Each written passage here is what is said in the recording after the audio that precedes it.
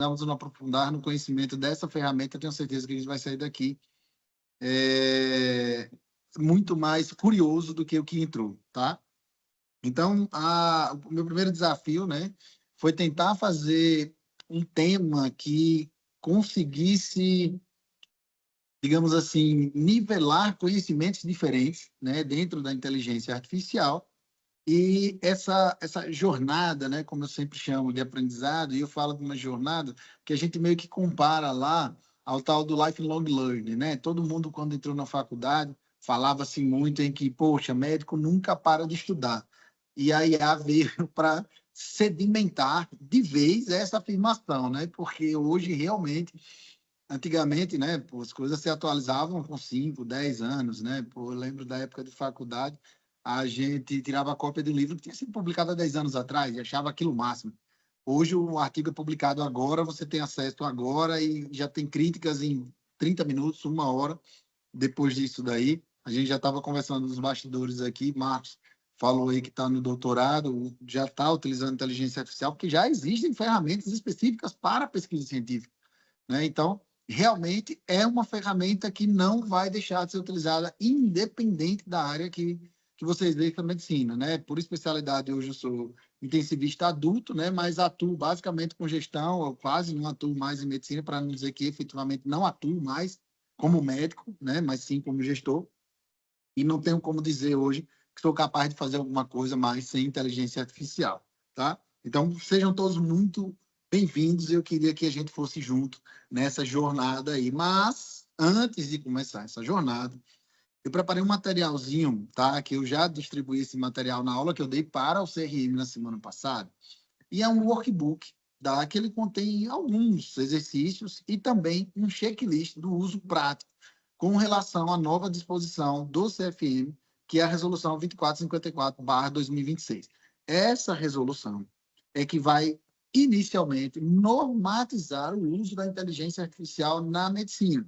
E, por consequência, nos estabelecimentos de saúde, etc., porque é de responsabilidade do CFM, né, fiscalizar os estabelecimentos de saúde de modo geral, independente de que funcionamento próprio ele tem, tá? Então, vai lá, pega o QR Codezinho rapidinho aí, o workbook, não tem direitos autorais, então pode passar para o colega, pode republicar, imprimir, pode fazer o que quiser aí. Naturalmente, não seria eu se eu não tivesse o feito com inteligência artificial, tá? Depois eu conto como é que a gente fez ele aí, tá certo? Então, eu quero que vocês utilizem esse, né, manual, esse workbook, como um guia rápido para consulta, tá? Que exercite, tá? Por quê? Porque a inteligência artificial é, sim, prática. Não há nada dentro da medicina, principalmente a parte de procedimentos, que não seja prática. Se você não pratica, você esquece. Ah, Carlos, mas eu não faço procedimento e tal. Mas se você também não praticar, se você não prescrever, se você não tiver regularmente, né, lembrando de doses, tratamentos, diagnósticos, exames, né, complementares, você não lembra. Então, é prática, tá? A mesma coisa vale aqui para a inteligência artificial. E eu também quero que ele sirva como um estímulo. Ele é muito prático, muito rápido, é completar, resposta rápida, como um primeiro passo para você se conectar de vez com a inteligência artificial, se você ainda não fez, né? Então, se você já usa, pô, já fiz um curso, já estou um pouco mais à frente na inteligência artificial, ótimo, esse é o caminho. Mas se não ainda, põe esse workbookzinho debaixo do braço, que eu tenho certeza que ele vai ajudar muito. Para vocês entenderem o que eu estou falando sobre inteligência artificial, isso daqui é uma reportagem do Globo, tá? De 2024, de março de 2024, em que o CEO do Einstein já dizia que o médico que trabalha com inteligência artificial é um médico melhor. Para vocês entenderem o que eu estou falando, na pandemia, hospitais como o Einstein, o Sírio, já utilizavam inteligência artificial para a classificação de risco e triagem de pacientes, tá? E eu estou falando aqui já de IA generativa, porque se a gente for falar de IA preditiva, a gente vai pegar vários exemplos aí, a gente vai falar um pouquinho aqui no meio do caminho do que é uma IA preditiva, como é que a gente tem um privacy. A gente vai falar de alguns detalhes um pouco mais técnicos, só para a gente ter a capacidade de entender o que é que a gente está falando, tá? Então, por exemplo, quem aqui lembra da... Gente, 3 combinados, tá? Pode interromper sempre que quiser, áudios mutados, e não existe certo ou errado na inteligência artificial, beleza? Então, eu esqueci de falar no começo, mas a gente tem esses 3 combinados aí durante o nosso momento, nosso bate-papo. Então, lembrando, microfones mutados, pode interromper a qualquer momento, pode mandar dúvida aí no chat, a gente vai dando uma olhada aqui, eu estou com 2 telas abertas, não tem problema nenhum, e não existe certo ou errado. Não existe pergunta besta. Se tiver dúvida, pergunta, por favor, tá? Isso daí é de 2024. A gente já utilizava inteligência generativa antes disso. E se a gente for falar da preditiva, o exemplo que eu ia citar é o exemplo daquele eletrocardiograma que imprimia aquela tira, aquele bem velhinho lá que a gente utilizava, que no final dele tinha um pré-laudozinho. Vocês lembram disso? Aquele pré-laudo era IA preditiva.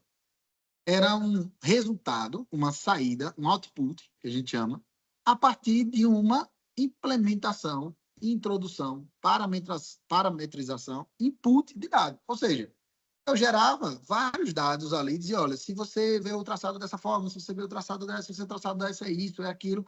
Então, eu imputava esses dados ali dentro e pré-programava o aparelho para dar um resultado X. E era aquele pré-laudozinho, embora ele errasse muitas vezes, muito mais por artefatos, mas aquilo já era inteligência artificial, só que preditiva, não generativa, como a gente vê hoje comumente nas LLMs. O que é LLM?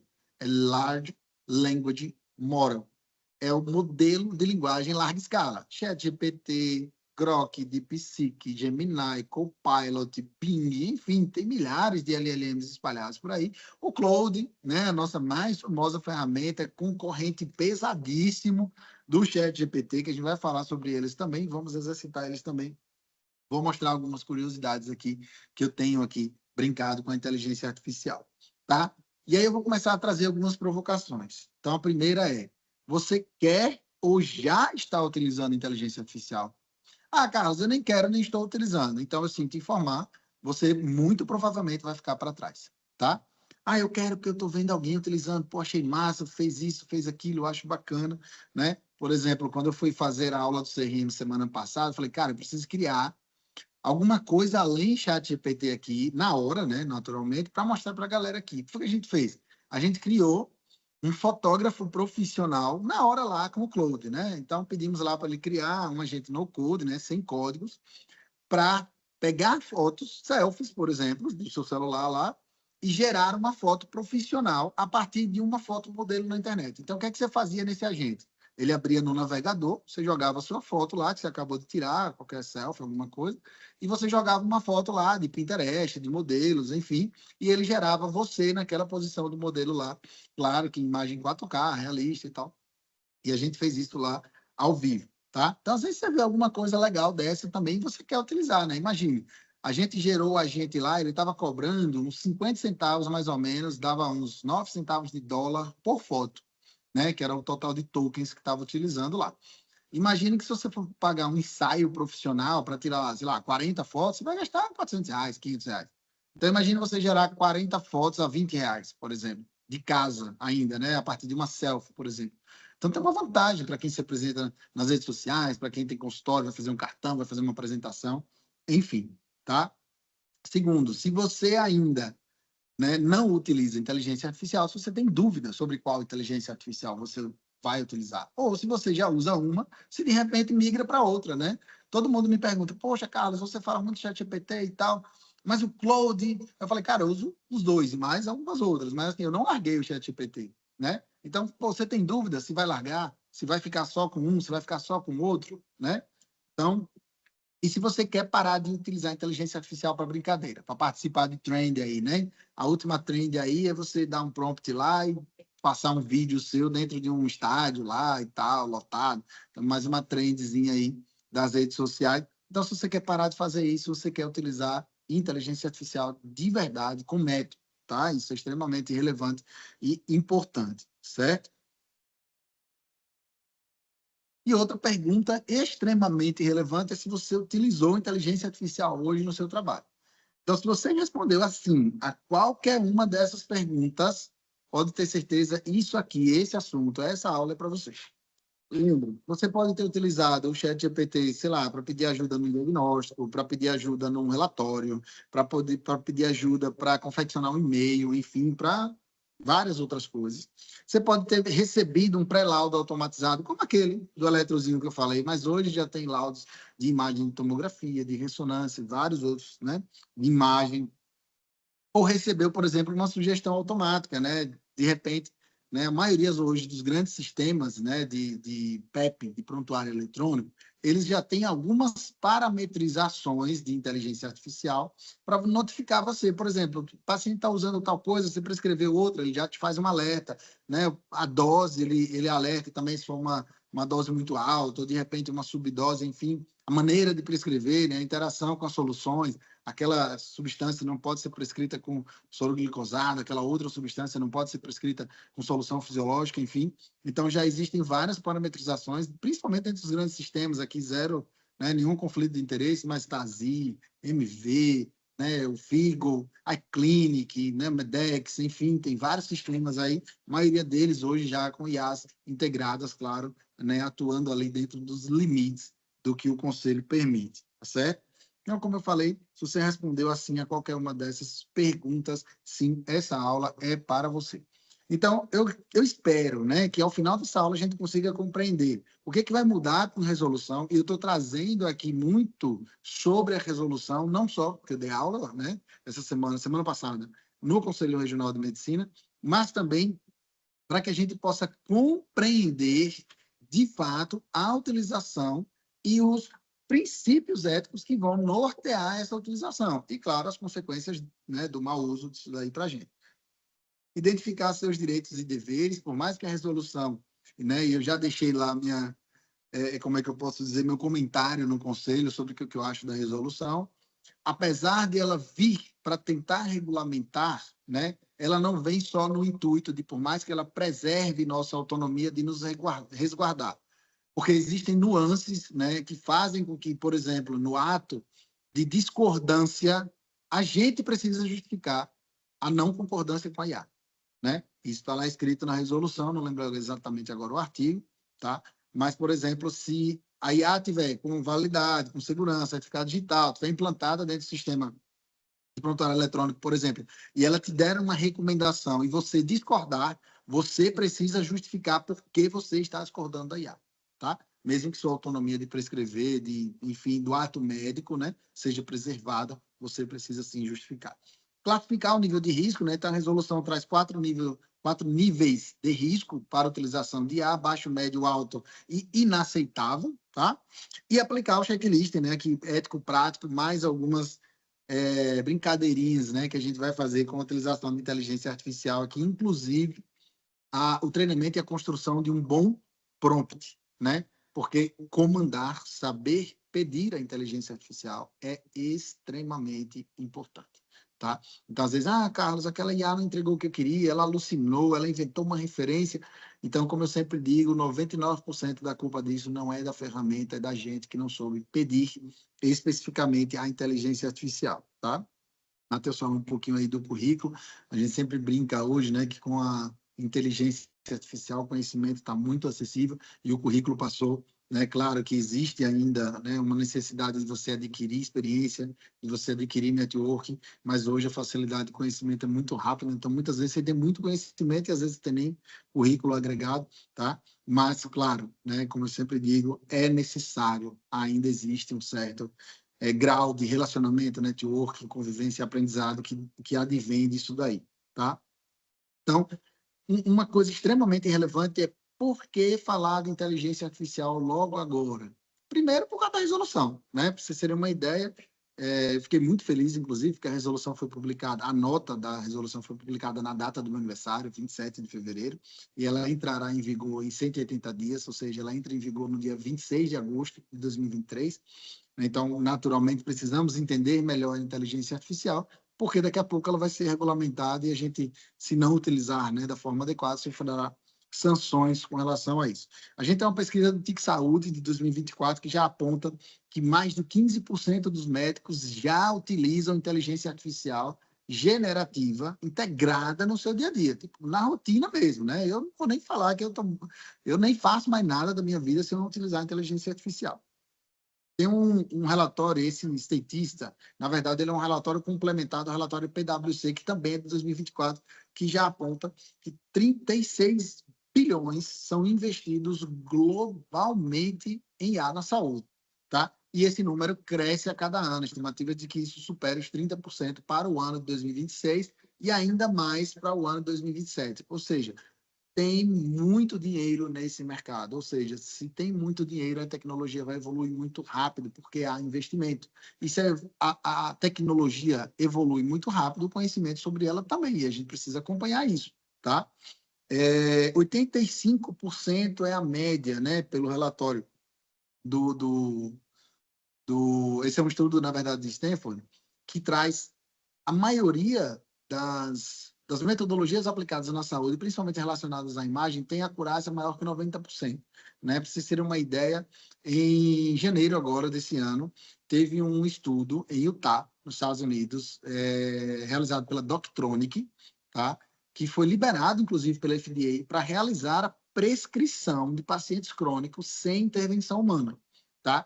O primeiro resultado preliminar tinha mais ou menos 500 pacientes na base de dados e ele já apontava mais de 90% de acerto na realização das prescrições em comparação ao grupo placebo, tá? Então, assim, ao grupo controle, perdão.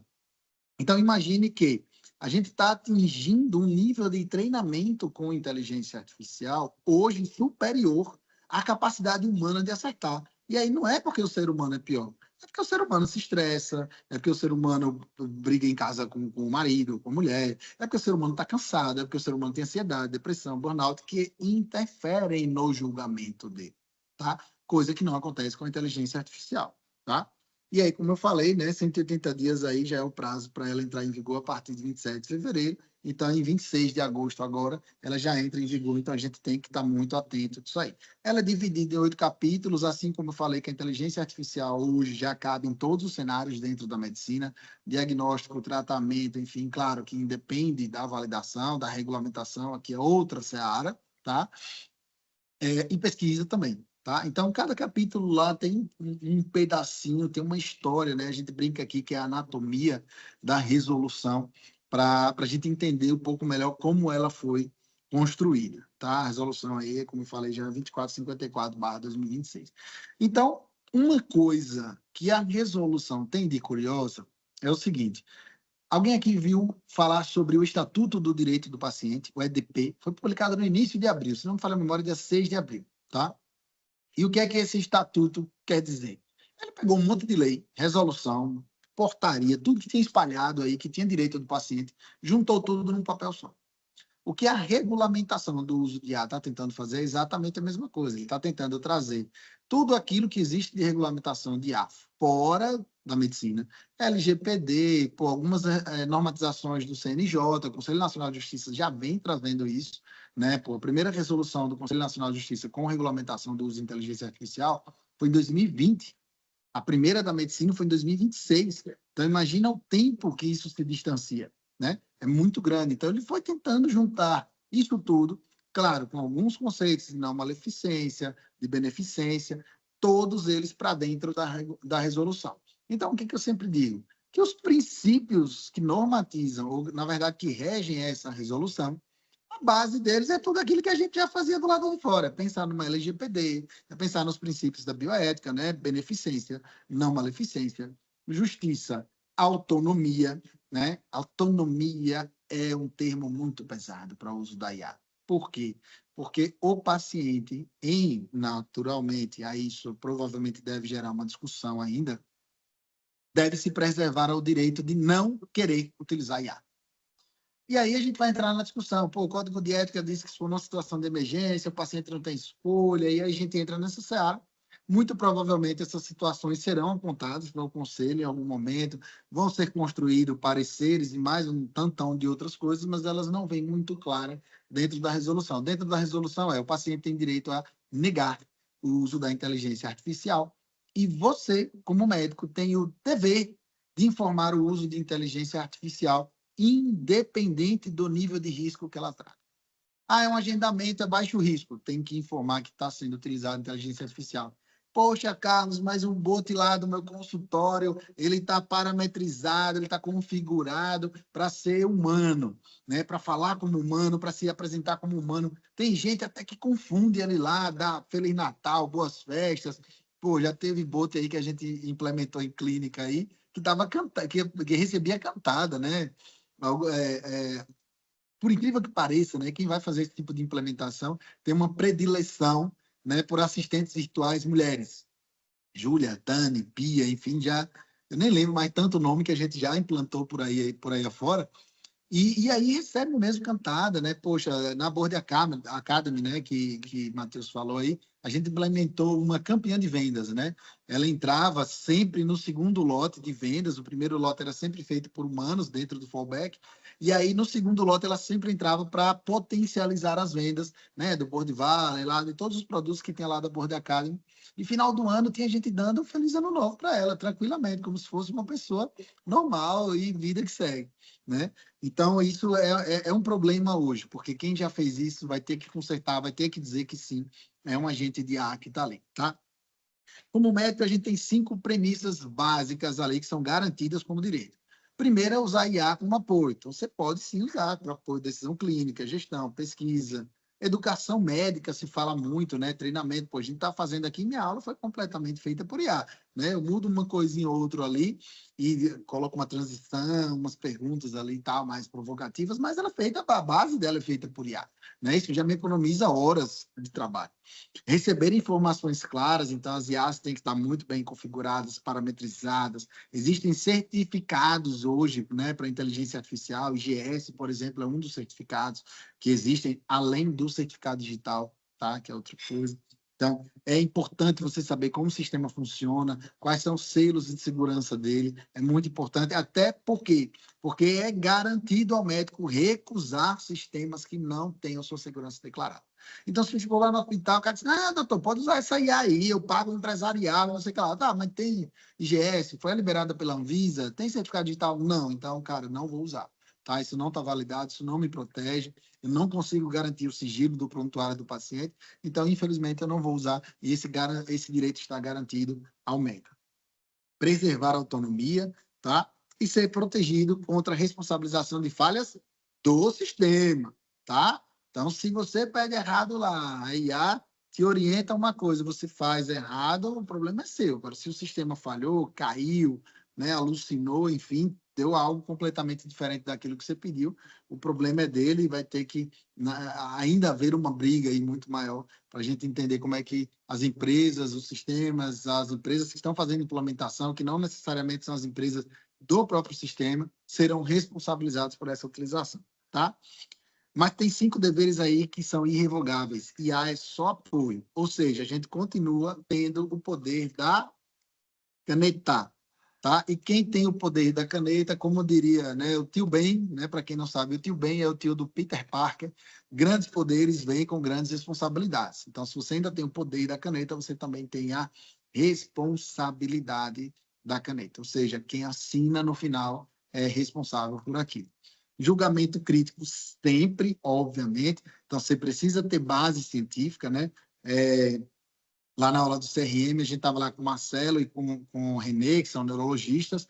Ambos já têm o uso um pouco mais avançado da inteligência artificial. Eu falei, cara, se eu for pedir alguma coisa da neurologia, né, que eu não posso falar só neuro, a IA, e ela me dá uma resposta de um trombolítico novo, por exemplo, né, de um novo protocolo clínico, né, de AVC, por exemplo, eu não vou saber julgar.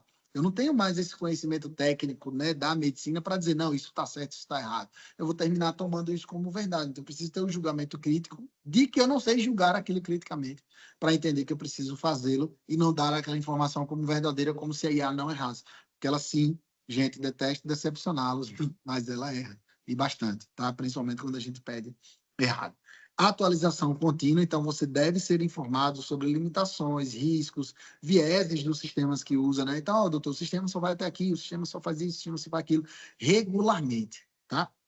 Usar só aquilo que é validado, como falei, e registrar no prontuário. Tudo que for feito com inteligência artificial a partir de 26 de agosto de 2026 deverá ser registrado no prontuário. Usei a IA para analisar uma imagem da tomografia, usei a IA para confeccionar um relatório, usei a IA para transcrever a minha consulta, enfim, qualquer coisa que você utilizar a IA, você deve registrar no prontuário e informar o paciente, tá? Esses são os 4 níveis que a gente já falou: baixo, médio, alto e inaceitável. Então, baixo é aquele que não tem muito impacto ali, né, na intervenção, no ato médico, né, na decisão. Ele tem mais presença numa função administrativa de apoio.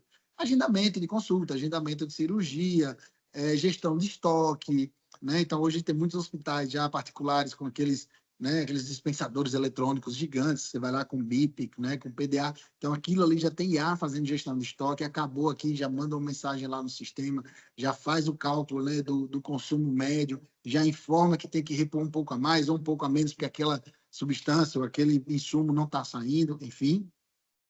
O médio, né, que ele já apoia decisões clínicas, mas ele exige, né, supervisão humana ativa, então, tipo, sugestão de prescrição. Tem muito sistema hoje que você bota lá, protocolo da oncologia, protocolo 1, aí já vem com uma prescrição semi-pronta. Ele já, né, a partir de dados que você imputa ali para o sistema, então ele já tem uma sugestão ali. O protocolo de Manchester, por exemplo, muito utilizado na classificação de risco, ele já tem uma inteligência artificial dentro do sistema. Então, a partir do momento que você imputa dados ali, ele já te coloca uma provável classificação de risco que você valida. O risco alto, né, já influencia decisões médicas críticas, então ele exige, né, uma validação um pouco mais rigorosa. Então, diagnóstico autônomo de imagens, então sai um pré-laudozinho ali de uma imagem de um eletro, sai um pré-laudozinho ali de uma tomografia, e naturalmente ele precisa de uma supervisão muito, muito maior, tá? E o inaceitável, que é ainda, como a gente fala, incompatível com os direitos fundamentais, pelo menos pela atual resolução, ok? E aí, por exemplo, aquele estudo que eu citei lá de Utah, de janeiro de 2026, em que a Doctronic está usando um agente de inteligência artificial para fazer prescrição sem supervisão humana. Então, automaticamente, sem passar por humano nenhum, ele faz a prescrição lá. Então, isso, por exemplo, no Brasil é inaceitável a partir da regulamentação, a partir da resolução 2454/2026, tá beleza? Então, dentro lá da resolução, tem algo que é extremamente interessante, eu queria frisar aqui, que é a inteligência artificial, ela não deve comprometer a relação médico-paciente, tá? Então, como eu já falei, a informação é obrigatória, tem que dizer que vai usar, respeitar o direito do paciente, garantir o direito à segunda opinião, e aí não é uma segunda opinião de IA, é uma segunda opinião médica, tá? Por favor. Manter empatia e escuta, então a IA vem para você ganhar tempo, ela aumenta a sua eficiência, deixando você com mais tempo livre para poder acolher melhor o paciente, para escutar melhor o paciente e registrar no prontuário todo e qualquer uso e finalidade da ferramenta. Agora, o que é extremamente vedado? Delegar a IA a comunicação de diagnóstico, né? Então, tem gente aí esperando, né, ou já dando mensagens de follow-up, de consulta com IA. Então, muito cuidado para essa primeira informação não ser de diagnóstico, porque isso será vedado pela IA, ou pela resolução. Tomar decisão clínica, né, como, né, o exemplo lá do estudo de Utah, usar ferramentas que comprometam a confidencialidade, ou seja, que não tem segurança, né, que podem sim ter um vazamento grande de dados, você ser responsabilizado, substituir o vínculo e a presença do médico e usar, né, IA com finalidade completamente mercantil, sem observação de nenhum princípio ético, tá?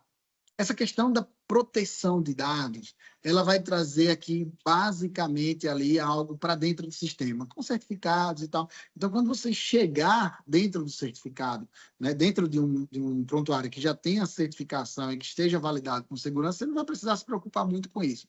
Carlos, e quando é que eu me preocupo com isso? Quando você, dentro do seu consultório, dentro da sua clínica, você está construindo isso. Né? Porque hoje todo mundo quer colocar IA no consultório, porque capta lead, porque qualifica lead, porque responde rápido, trabalha 24/7, não vai se preocupar com a NR1, com a saúde mental, saúde psicossocial do funcionário, enfim.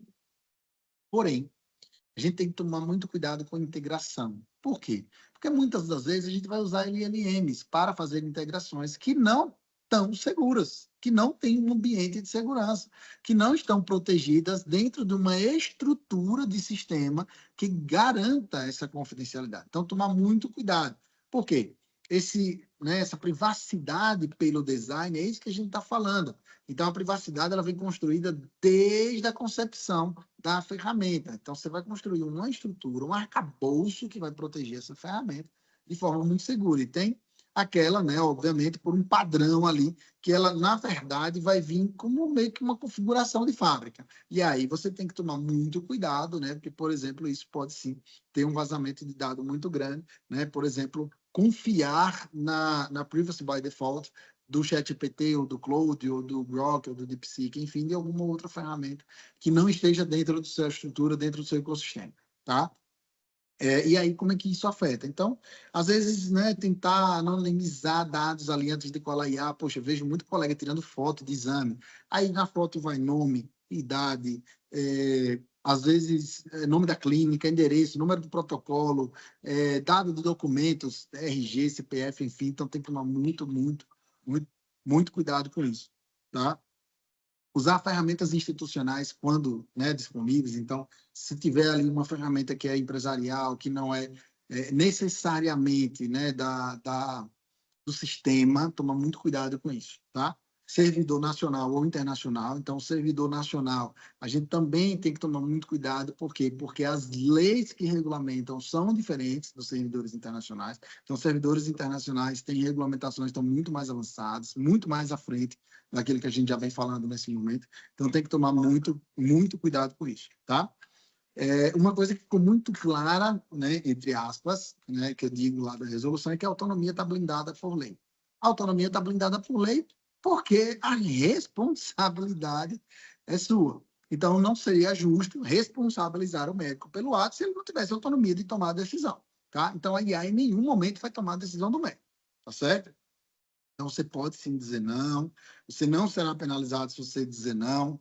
O José Suelton perguntou aqui o número da resolução. É 2454/2026, tá? Então, vamos lá. Checklist aqui, bem ético, bem prático, né, sobre a utilização da inteligência artificial ali na prática. Primeiro, ferramenta tem validação. Então, quem quiser já tirar um print da tela, apesar de que a aula vai ficar gravada, tá? A ferramenta tem validação científica ou certificação regulatória.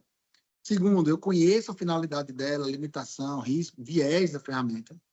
Os dados do paciente estão protegidos, tem base legal para aquele tratamento que está sendo, né, orientado ali pela inteligência artificial.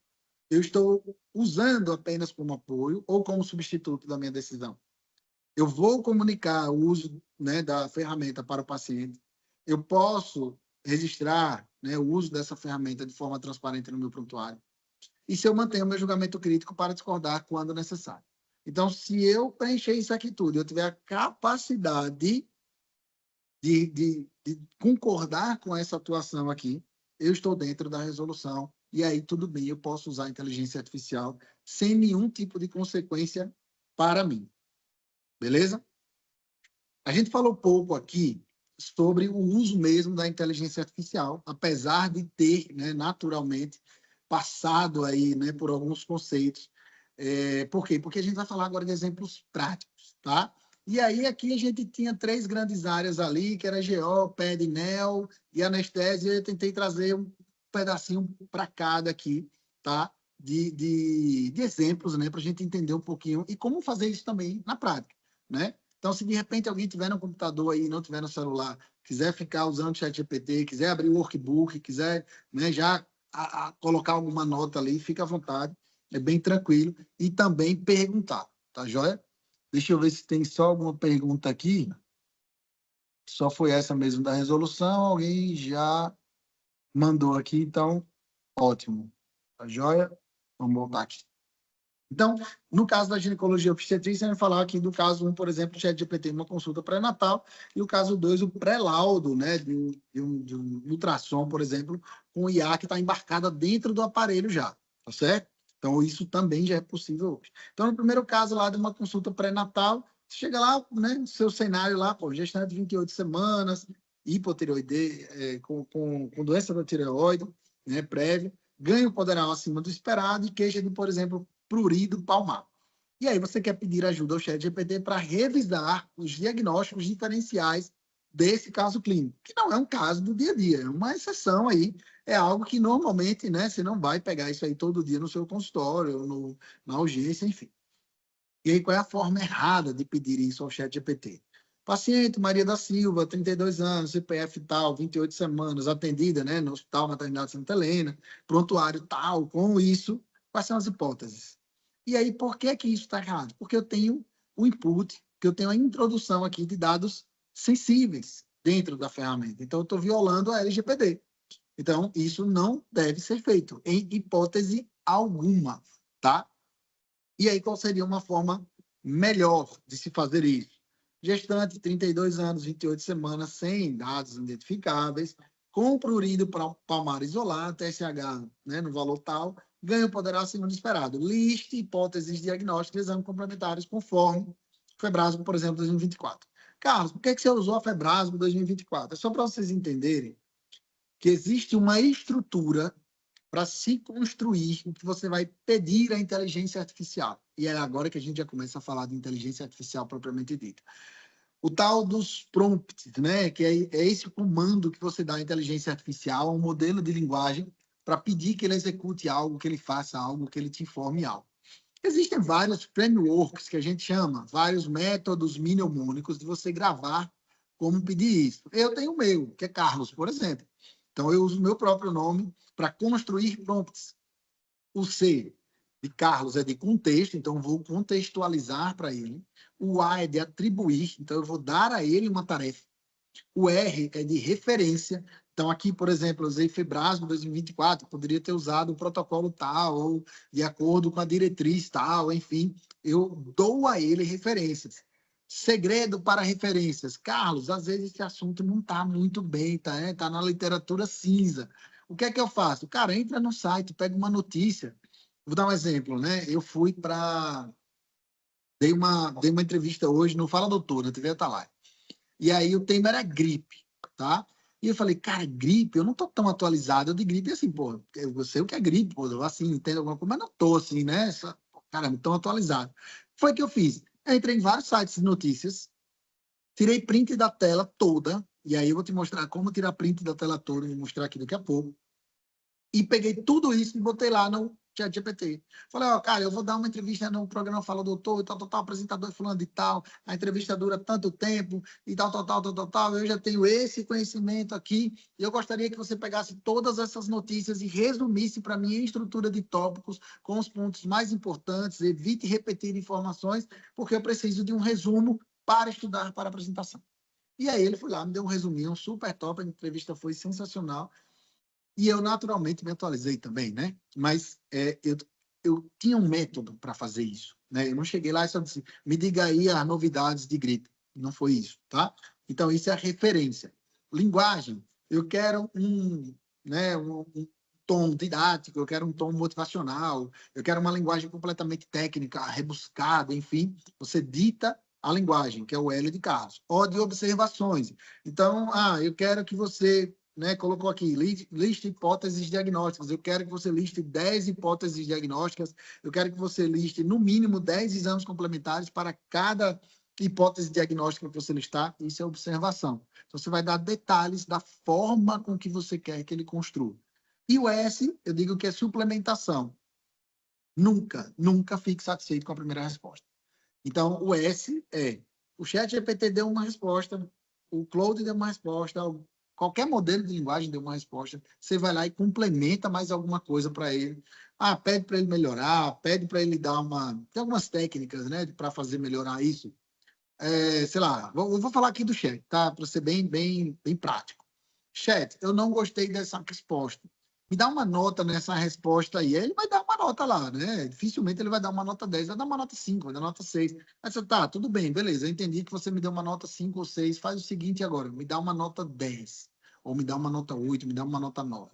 E aí ele vai melhorando aquele conteúdo para você, às vezes refinando, melhorando a linguagem, enfim. Ele vai trazendo para você algo diferente daquilo que você pediu inicialmente, e aí você vai complementar. A isso a gente, né, a isso eu atribuo o nome de suplementação, tá? Uma coisa interessantíssima na hora de construir é você pegar o A, de atribuir, né, de delegar uma tarefa ali a ele, e fazer isso em partes, né? Dentro da linguagem da IA, a gente chama isso de COT, que é o Chain of Thought, né? Cadeia de pensamento. O que é isso? Se eu quero construir uma aula, eu não peço para ele construir a aula toda, eu peço para ele construir, por exemplo, primeiro a estrutura da aula, depois eu peço para ele construir o texto dos slides, depois eu peço para ele construir os slides. Porque isso me dá tempo de corrigir à medida que ele vai construindo. Porque se ele constrói muito, ao final fica muito mais difícil. Ou, por exemplo, se eu for escrever um e-book, né, hoje eu tenho um assistente para construir e-books, né, por exemplo, como esse que a gente fez aqui agora, né, que vocês baixaram aí, eu vou lá e peço primeiro para ele construir o capítulo 1, depois o 2, depois o 3, depois o 4, e vou editando à medida que ele vai sendo construído. O nome disso é cadeia de pensamento, né? COT, que é Chain of Thought, tá? O caso 2 aí que a gente falou, que é o do ultrassom estético, aí, por exemplo, com uma inteligência artificial embarcada. Então, o ultrassom lá, né, morfológico do segundo trimestre, né, agora já vem com um laudo ali, né, um pré-laudo automatizado. Então, a inteligência artificial detectou uma translucência nucal aumentada com 93% de probabilidade. E aí, a própria IA sugeriu uma investigação adicional. Então, a primeira coisa que você tem que fazer é classificar o risco da ferramenta. Se é baixo, médio, alto ou inaceitável. Segundo, avaliar criticamente. Vai olhar para a imagem e vai dizer, cara, será que tem isso mesmo? Eu posso validar isso, né? Olha lá todas as imagens, compara, né? Decida você se discordar, né? Se discordar for necessário, lembre-se, tem que justificar. Olha, não concordo que na imagem tal eu vi isso e não é isso, enfim, mas precisa escrever quando você discordar da inteligência artificial, tá? E documente o uso da IA no laudo, tá joia? Isso é extremamente importante. Mas dois exemplozinhos aqui da pediatria e da neonato. Então, primeiro, ChatGPT na triagem da emergência, e o segundo, né, uma IA preditiva de sepse na UTI neonatal. Esse da IA preditiva na UTI neonatal é um caso que me chama muita atenção, porque, na verdade, isso já existe, tá? Isso já está sendo feito. E, como intensivista, não podia deixar de falar disso. Eu participei em 2022, perdão, do projeto TeleUTI, que é um projeto PROAD, e na época a gente já tinha, né, teleconferências, né, com a unidade respiratória do INCOR, lá em São Paulo, e já estava sendo utilizado de forma interna uma inteligência artificial para fazer a predição e análise de todos os dados de todas as UTIs que participavam do TeleUTI. A TeleUTI ela funcionava em parceria com a LifeMed, né, que é uma empresa, né, de aparelhos, né, hospitalares e tal, e tem duas ferramentas. A primeira é a LifeView, que é a central de monitorização da LifeMed. Então, você pega todos os dispositivos da LifeMed, bomba, monitor, ventilador, sonda de débito urinário, a tomografia por bioimpedância elétrica, você pega tudo isso e conecta no LifeView. E aí você vê numa única central de monitorização. Além disso, tem a Integraio, que é uma plataforma que integra todas as centrais de monitorização e permite teleconferência, além de um prontuário unificado dessas UTIs todas. E aí eles pegaram, né, todos esses dados e simplesmente começaram a analisar com IA, isso em 2022. E hoje a LifeView já tem IA integrada, que você pode, dentro dela, dentro do chat dela, pedir, olha, me dá o resumo dos sinais vitais do paciente nos últimos 7 dias, balanço acumulado, né? Pô, a gente que é intensivista gosta muito de balanço acumulado. Pô, me dá o balanço acumulado de 7 dias, me dá o registro, o balanço de sinais vitais das últimas 24 horas. Ele vai te dar isso pronto, já entregue na sua mão, tá? Então, isso já está acontecendo. Deixa eu só ver aqui a pergunta do Matheus, que foi se pela resolução a possibilidade de integrar no sistema a sugestão da IA para condutas. Por exemplo, eu escrevo um quadro clínico de trabalho de parto prematuro e ela sugere toda a conduta. Eu teria que, se não concordar com ela, escrever que não concordo. Então, sim, já existe não só a possibilidade de integrar no sistema, como já existem sistemas com esse tipo de ferramenta, como o Sofia, por exemplo, né, que é um dos sistemas que já tem essa ferramenta. Ele vai, sim, sugerir toda a conduta, ele vai te dar, tipo, meio que um whitebook mais moderno, né?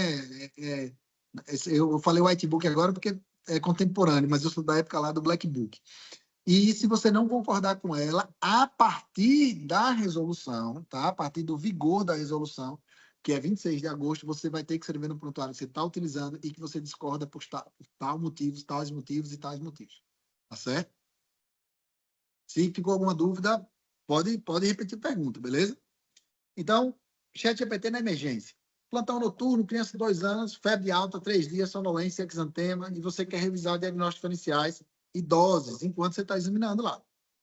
Então, você tem que evitar, por exemplo, calcule a dose de ceftriaxona para João Pedro, 14 quilos, prontuário tal, com suspeita de meningite.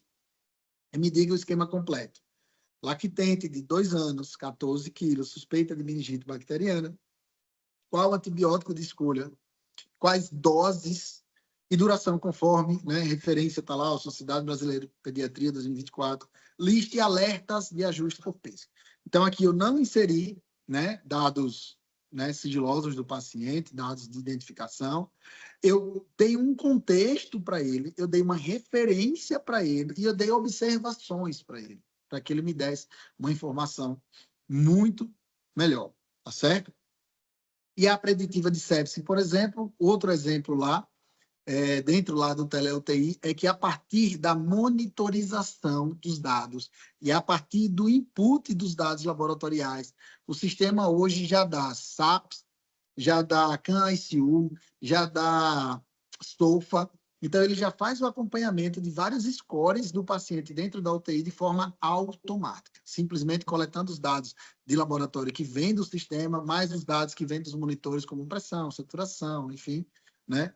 Então, é muito interessante, né? Ano passado, por exemplo, eu estive na feira hospitalar e o pessoal já estava fazendo os testes com as câmeras de leito, né? Então, além de detectar tudo isso, né, a LifeMed hoje já tem sistemas de câmera nos leitos integrados à LifeView, integrados à Integrar, tá? Então, é um nível de supervisão, né, de avaliação absurdo, porque muito provavelmente daqui a pouco essa IA vai estar avaliando o comportamento do paciente, vai fazer um alerta, por exemplo, quando ela detectar que esse paciente parou, enfim, né, vai ter um disparo automático, por exemplo, de código azul, né? Então, imagine que a gente está caminhando para esse nível aí, tá?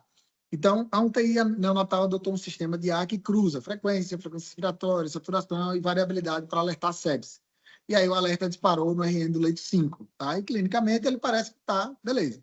Mesma coisa, classifique o uso, investigue, não simplesmente responda no automático. Então, ou seja, tenha senso crítico para julgar aquela informação. E você, sim, tem o direito de discordar que aquilo não é sepsis, mas lembre, você precisa justificar, tá? Ah, não, Carlos, é uma resposta inflamatória, aquilo não era sepsis, era, sei lá, uma... Cara, ó, não me julguem, tá? Pela ausência do conhecimento, mas vou pensar no adulto aqui. Era uma rabdomiólise, era uma pancreatite, enfim.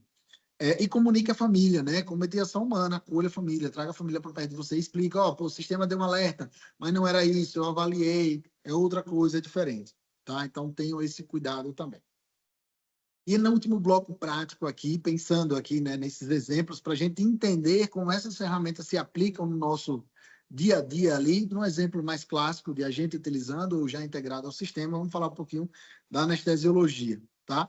Então, por exemplo, pensar aqui na IA, na avaliação pré-anestésica, né, como eu disse, a gente já utilizando a ferramenta ali, e numa monitorização, por exemplo, intraoperatória com IA. A monitorização intraoperatória com IA é sensacional, né? Não sei se alguém aqui já teve a oportunidade de ver. Ano passado, também na feira hospitalar, a gente já viu os carrinhos de anestesia, todos com sistema de gestão embarcado com IA. Então, imagine que o sistema pode notificar uma peça com defeito, informar qual é a peça que deve ser trocada, ensinar como trocar a peça, dar um relatório de consumo de energia, de gases, de CO2 expirado, de consumo de CO2 para a máquina, para os hospitais que têm política de compliance, por exemplo, sustentabilidade, consumo de energia elétrica, o valor gasto por gases numa anestesia. Então, ele tem condição de tudo aquilo que foi utilizado num carrinho de anestesia, ele dizer, olha, o custo, né, para esse paciente aqui foi X. Tudo isso com IA dentro de uma monitorização intraoperatória, né, porque o monitor está integrado normalmente ao carro de anestesia. Vou falar um pouquinho aqui da avaliação pré-anestésica. Então, você usa um sistema lá que cruza dados de prontuário. Idade, MC, comorbidades, exames, e ele devolve uma classificação ASA para você. E, claro, qualquer score preditivo ali de complicação pós-operatória que você use. Então, como é que esse paciente está dentro do sistema? Né? Avalia o risco. Está seguro? Esse sistema é institucional? Né? Tem segurança de dados? Lembrar que é ato médico, julgue, tenha pensamento crítico, não simplesmente delegue, não vá no automático. Lembrar que score preditivo não é diagnóstico. A gente tem scores diagnósticos, mas preditivo é preditivo, diagnóstico é diagnóstico. Então, cuidado para um score não dar diagnóstico, ou uma ferramenta de IA não dar diagnóstico para um paciente. Documentar, né, no prontuário, no termo, a gente tem um termo de consentimento de anestesia. Então, vai lá no termo de consentimento de anestesia e põe lá, ó, foi utilizado IA para fazer a avaliação como apoio desse paciente. Tá joia? E a monitorização, né, como eu falei, né, que, por exemplo, tem alguns, né, outros sistemas também, monitorização tipo HPI, né, que prevê hipotensão, né, com monitorização minimamente invasiva. Então, de repente, você tem uma cirurgia lá grande, o sistema notifica você, ó, esse paciente aí vai ter uma hipotensão daqui a pouquinho, fica ligado. Você já consegue agir de forma mais preventiva e não tão curativa, tão imediatista quanto seria, tá? Mas segue aquela mesma linha de raciocínio que a gente falou, tá certo? Uma coisa que a gente fica muito limitado hoje é as ferramentas, né? Inclusive, antes de começar, eu até falei de um caso engraçado, que na aula que eu dei sábado agora no Colégio Alternativo, lá em Itabaiana, o pessoal me perguntou assim, Carlos, qual que é a inteligência que você mais usa? Eu falei, cara, a inteligência que eu mais uso é a minha. Agora, se você quer saber quais ferramentas eu utilizo, eu utilizo milhares de ferramentas. Eu devo estar pagando hoje aí algo próximo de umas 20 ferramentas, pelo menos. Edição de vídeo tem o Captions, o Create, o CapCut, slides, tem o Flipsnack, tem o Canva, tem o Gamma, tem ferramenta de gestão de projeto, né? Eu hoje faço consultoria de gestão e administração de empresas, né? Com implantação de sistemas de IA. Então, eu uso o Miro, eu uso o Bitrix. Para quem está mais familiarizado com marketing, né? Que já usa o Trello, né? O Trello, na verdade, é uma ferramenta de Kanban, é uma ferramenta de gestão visual de projetos. Então, a gente usa também para gerenciamento de projetos, apesar do pessoal do marketing utilizar muito, né? Para calendário editorial de publicação, de postagem. Então, é interessante que vocês conheçam muitas ferramentas para o seu dia a dia. Por quê? Porque você vai se adaptar a alguma delas. E aquela que você melhor se adaptar é a melhor para o seu uso. Carlos, qual modelo de linguagem você usa? Eu, para conversar, uso o ChatGPT. Para executar, eu uso o Claude.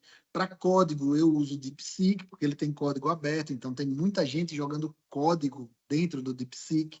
Então, no dia a dia, você vai identificar uma ferramenta, né? Carlos, eu gosto de fazer imagem com Nana Banana, que é do Google.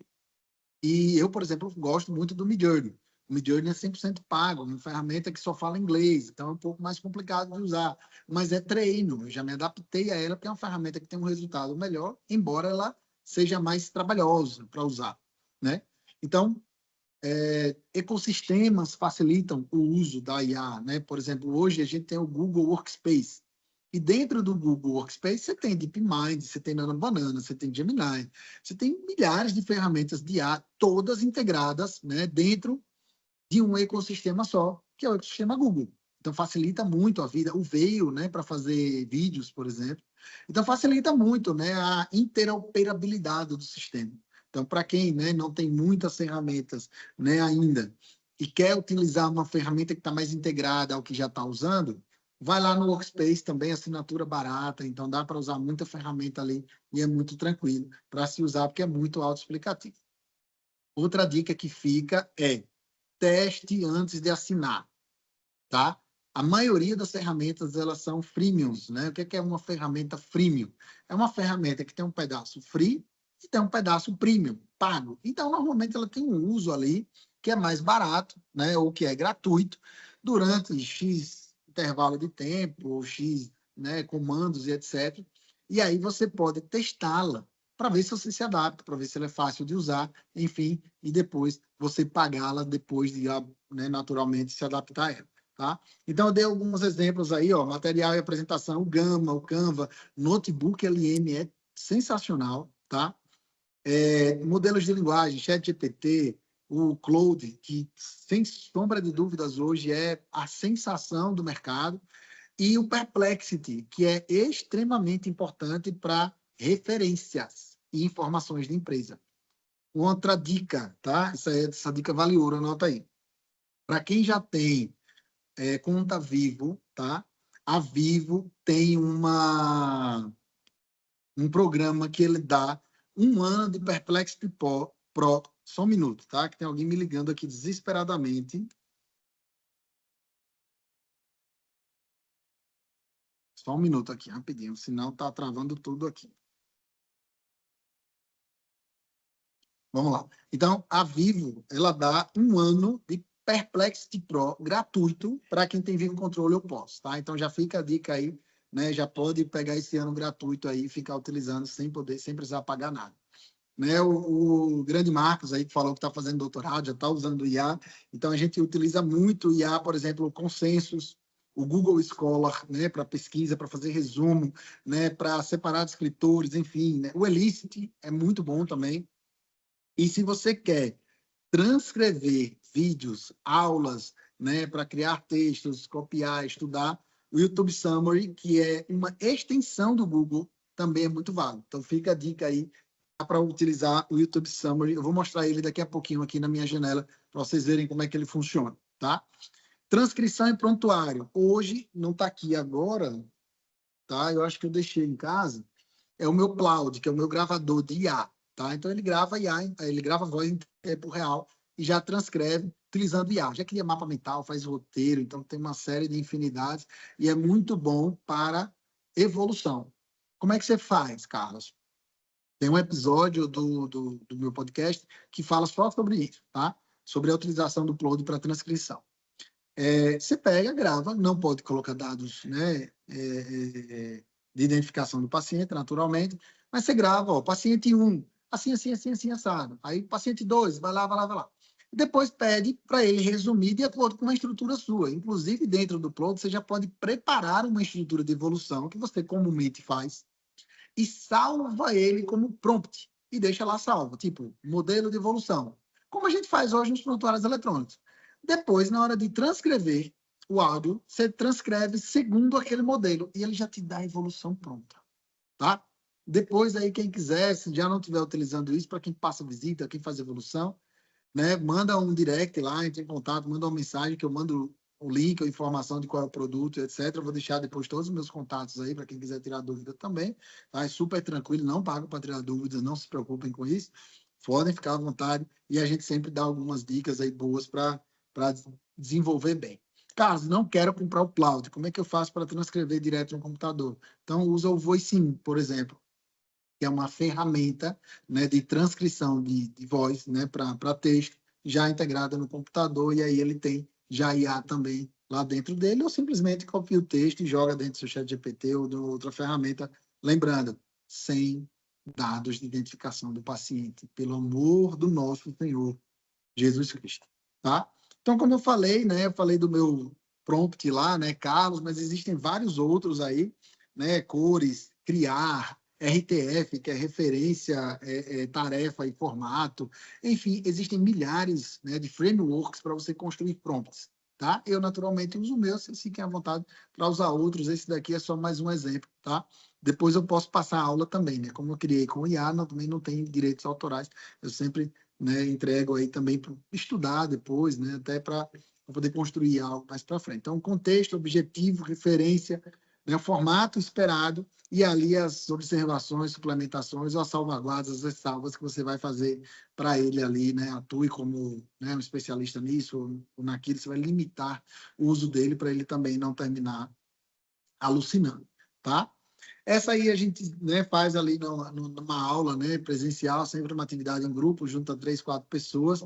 Então, a ideia é classificar o risco, né, das ferramentas, se você já usa ou que você pensa em usar. Pô, Carlos, eu quero usar para, sei lá, tal coisa. Então, nessa tal coisa que você pensa em usar, classifique o risco.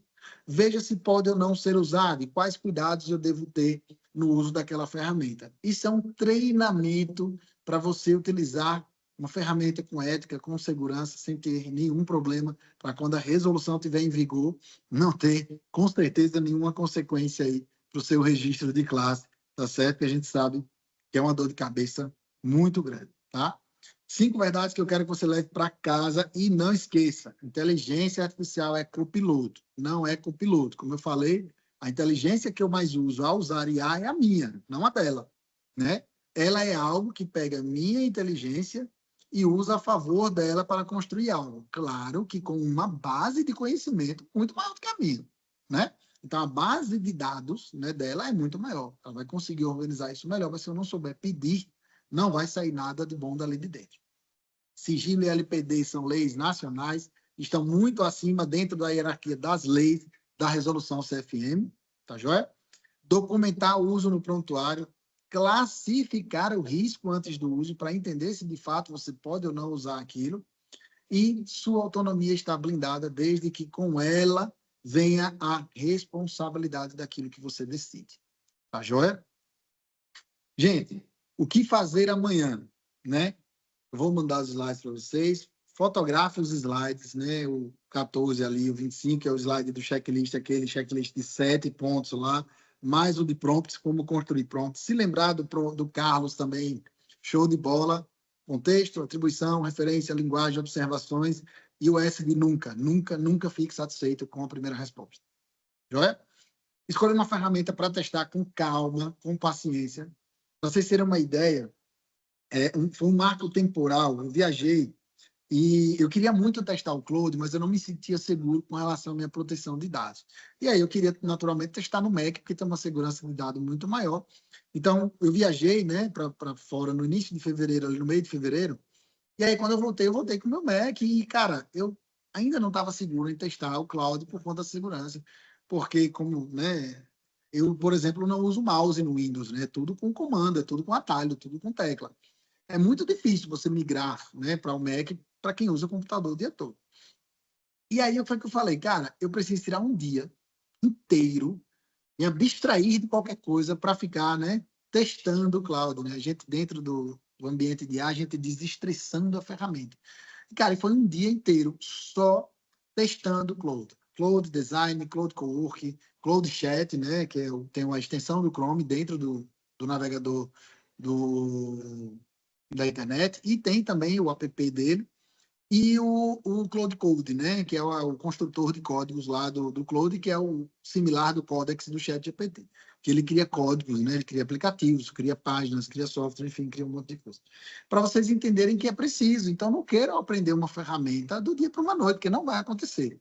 Precisa parar, testar ela, entender quais são os caminhos, testar formatos, porque, como eu falei, IA é prática, tá? Faça inventário. O que é que você já tem presente no seu consultório, no seu hospital, na sua vida, que você precisa testar, que você precisa estressá-lo ao máximo para você entender como aquela ferramenta utiliza, tá? E lembrando que até agosto de 2026, você vai precisar documentar e informar seu paciente sobre a utilização de inteligência artificial, tá? Então, para as próximas semanas, terminar a atividade do workbook, não deixem para depois, porque se deixar para depois, não faz, tá?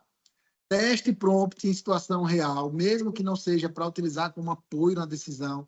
Mas, pô, saiu ali daquela cirurgia que foi mais complexa, teve uma complicação. Senta ali no computador depois de evoluir, faz um testezinho com o prompt. Poxa, que diagnóstico poderia ter sido? Dá um contexto para ele, pede para listar, né, que atividades você poderia fazer de acordo com o protocolo, com a diretriz e tal. Isso vai fazer você treinar o uso da ferramenta, mesmo que seja de forma, né, retrospectiva, tá? E em 2 semanas identifica ali uma frente, né, para você propor uma melhoria no serviço, que seja uma gestão de indicador, que seja, né, a automatização de um processo de trabalho, porque isso vai fazer, né, você trabalhar de uma forma muito melhor e muito mais eficiente, tá joia? Então, com o workbook na mão, gente, agora é hora de praticar. Então, pega esse workbook aí, pelo amor de Deus, não joga dentro da gaveta, que a gente adora fazer isso, pegar a ferramenta e jogar dentro da gaveta e esquecê-la lá por um bom tempo. Tá joia? Então, deixa eu ver. Essas 3 perguntas, Marcos, para a gente finalizar aqui, eu acho que vale só anotar. Se alguém quiser depois responder, a gente abre para um campo de perguntas e respostas aí, né? Mas qual ferramenta de IA você vai testar primeiro? Né? Eu sei que você, Marcos, é o Cloud, com certeza, vai passar para os outros, né? O Code, o Cowork, enfim, o Design, que é muito bom. Qual o uso da IA você ignorou até hoje na rotina e o que te impede, né, de efetivamente começar esse tipo de estudo agora, tá? Então, gente, era isso, tá? Mais uma vez, eu queria agradecer demais pela oportunidade. Eu tentei ser um pouco breve para a gente terminar também, não esticando muito e ter um tempo, né, para poder tirar dúvidas, né, fazer perguntas mais específicas aí. E como a aula vai ficar gravada, eu tenho certeza que depois vocês podem assistir um pouco mais, com mais calma, pausada, escrevendo e testando, que eu sei que o resultado também vai ser muito melhor, tá? Então, obrigado mais uma vez, principalmente esses dois aí, né, a Marcos e a Matheus, por esse convite tão especial aí. Obrigado. Bom, Carlos, a gente só tem a agradecer aí. Eu acho que foi excelente. A gente conseguiu abrir o tema e não de uma forma tão simples, né? Porque às vezes a gente vê esse tipo de aula onde fica ensinando a usar uma ferramenta ou outra, né? Eu acho que se a gente está um passo à frente na discussão, isso mostra que o básico está ficando básico, né? Então, para quem ainda não começou a usar, eu acho que o caminho é esse, né? Entender que o básico está ficando para trás, né? As discussões estão cada vez mais avançadas e a gente já vê, né, no CFM, né, sendo lançado uma diretriz, né? Isso pressupõe que os médicos já estavam usando, né? E que agora a gente precisa de regular melhor isso daí. No meu doutorado, eu estou trabalhando exatamente com sepse neonatal, né, tentando identificar, predizer através de dados clínicos e laboratoriais dos bebês de UTI, se a máquina conseguiria, por algum modelo, né, identificar uma sepse, por exemplo,